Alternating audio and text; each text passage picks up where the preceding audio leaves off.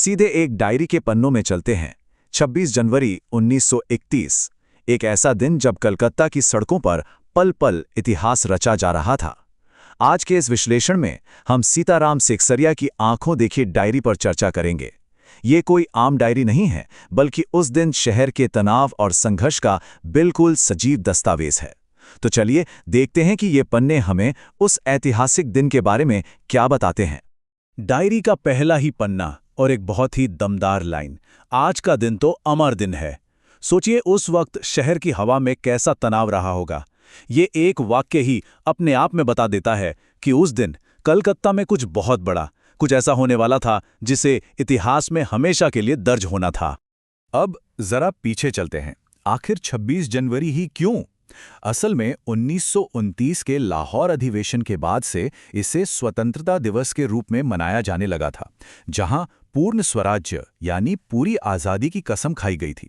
1931 में इसी दिन को फिर से जोर शोर से मनाया जाना था और यही वजह थी कि ब्रिटिश प्रशासन किसी भी कीमत पर इसे कुचलने के लिए पूरी तरह से तैयार बैठा था। और इस दिन को मनाने की तैयारी वो सच में हैरान करने वाली थी। सिर्फ प्रचार प्रसार में उस जमाने के 2000 रुपए खर्च किए गए थे। 2000 रुपए 1931 में। कार्यकर्ताओं ने घर घर जाकर लोगों को जोड़ा था और शहर को ऐसे सजाया गया था मानो आजादी पहले ही मिल गई हो। पूरे दिन का घटनाक्रम किसी टिक टिक करती टाइम बॉम्ब की तरह था। सुबह 6 बजे से ही पुलिस का सख्त पहरा शुरू हो गया। 11 बजते बजते स्कूलों में झंडे फहराए जाने लगे।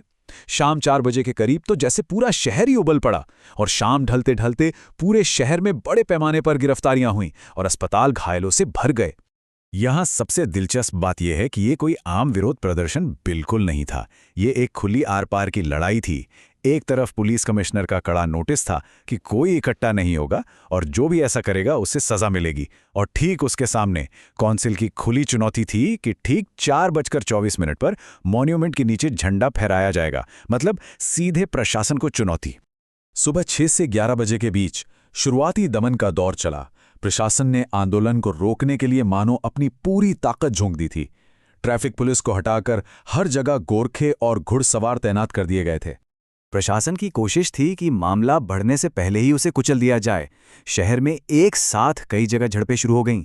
श्रद्धानंद पार्क में झंडा गाड़ने पर अविनाश बाबू को पकड़ लिया गया।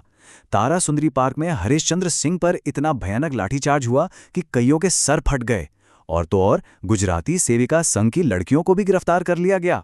दिन चढ़ने के साथ साथ शहर की धड़कनें भी तेज हो रही थीं।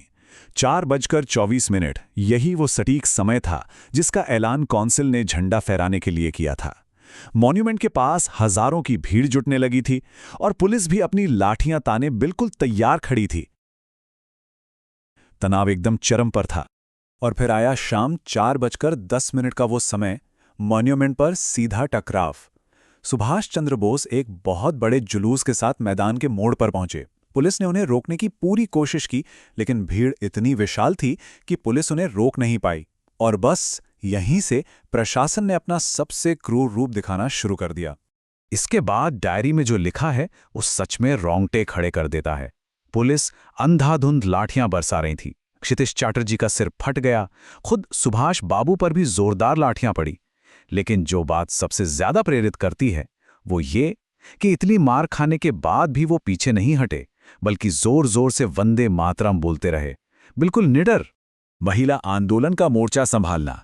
जी हां, जब सुभाष बाबू को पकड़कर लॉकअप भेज दिया गया और बड़े नेताओं पर लाठियां चल रही थीं, तब इस आंदोलन ने एक नया और बेहद ऐतिहासिक मोड़ लिया।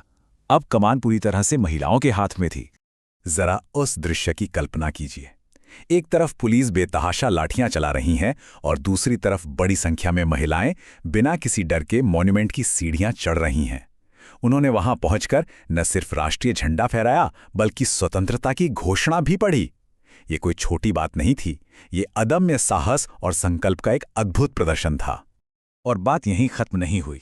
झंडा फहराने के बाद महिलाओं ने अलग अलग जुलूस निकालने शुरू कर दिए। बहू बाजार के मोड़ पर विमल प्रतिभा ने जुलूस को लीड किया, जिन्हें पुलिस ने रोक दिया और वो वहीं धरने पर बैठ गईं।